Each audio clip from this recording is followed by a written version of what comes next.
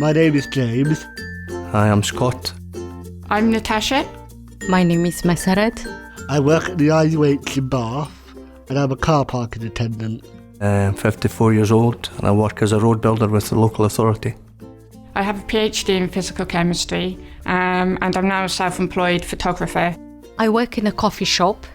I have been a supervisor for 13 years or 12 and a half years. I like relaxing, playing football, and just hanging out with my friends. General stuff like going to the pub and spending time with family. I have beautiful children, 2 children, and I like helping people. I love cycling, I love climbing, and I'm just generally getting the most out of life. My job gives me something to get up for in the morning, something to aim at, and it's just a purpose in life. I love my job. I meet nice people every day. I made friends with lots of people around the hospital. Work gives me fulfillment, pleasure, I get paid, I belong in the society, so I have input in working and I interact with people. In the UK, 17% of the working age population is disabled. That's 17% of your co-workers, customers and the people that you meet in the street. My condition is APERT syndrome. When I was born, my hands and feet were fused together and my face looked different. I was diagnosed about 2 years ago with myeloma, which is a blood and bone cancer, which has left me with a slight impediment in my shoulder and arm. I'm profoundly deaf. I was born deaf and I had a cochlear implant 2 years ago. I have a disability of dyslexia. Discrimination against disabled people is against the law. However, the statistical picture of disability is one of deep disadvantage.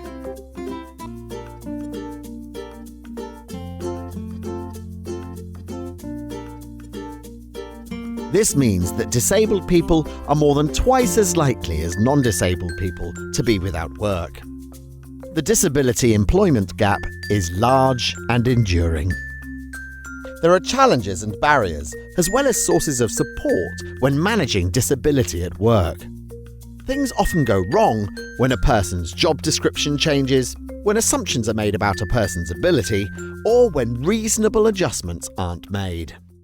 I graduated with a first in chemistry and then decided to move on to doing a PhD. But the access issues were just huge. I was being sent on training courses without any reasonable adjustments. I couldn't keep up with the training and I failed a key course.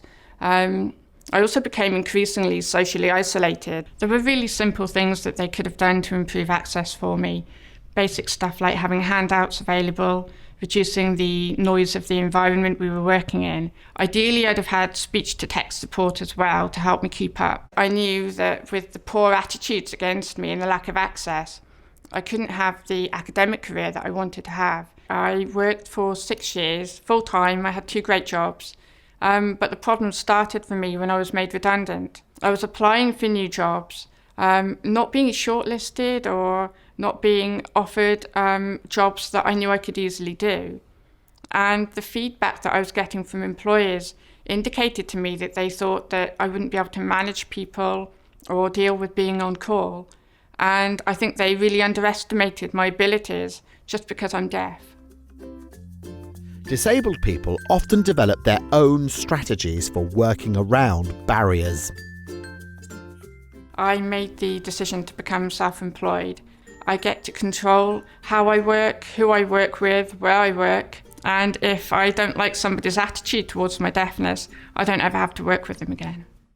When I was coming up to the end of school, I didn't know what was going to be on my horizon. Work sounded interesting, but with someone with my disability, we don't get offered work straight out like that.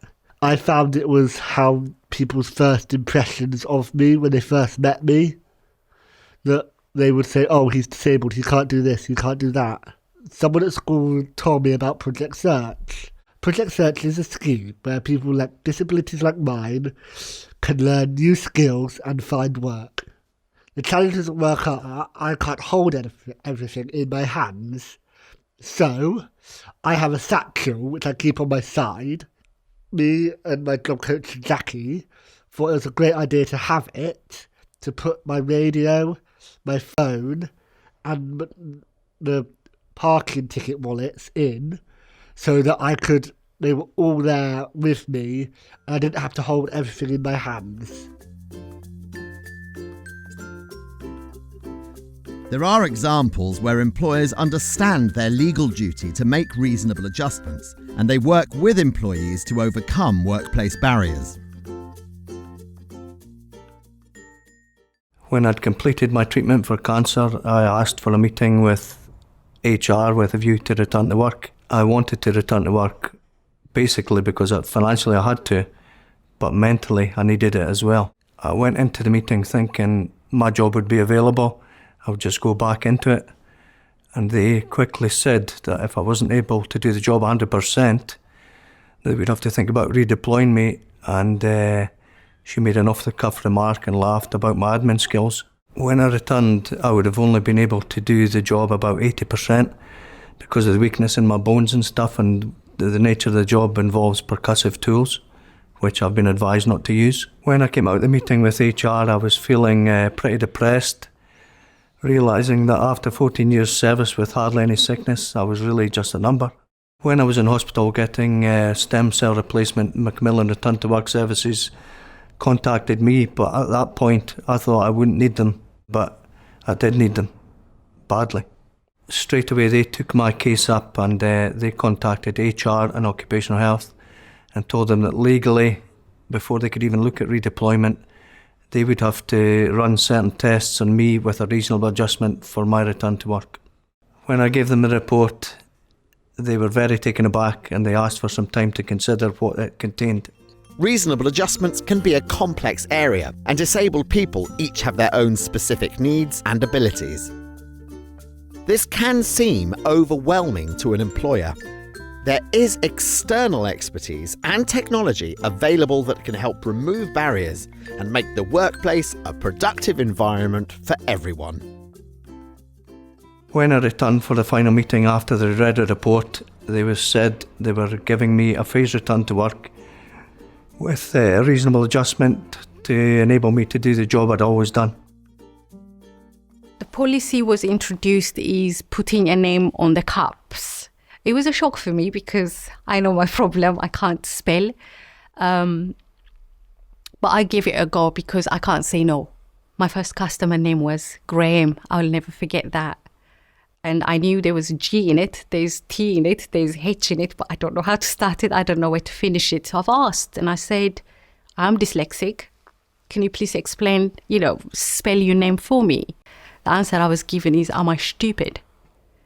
I said, no, I'm not stupid, I'm dyslexic. In my job role, I have to take the fridge temperatures and the water tap temperatures and record them in the daily recorded book that we have in the store. Sometimes, because of my disability, I do miss the lines and I misplace things and I could record information wrongly.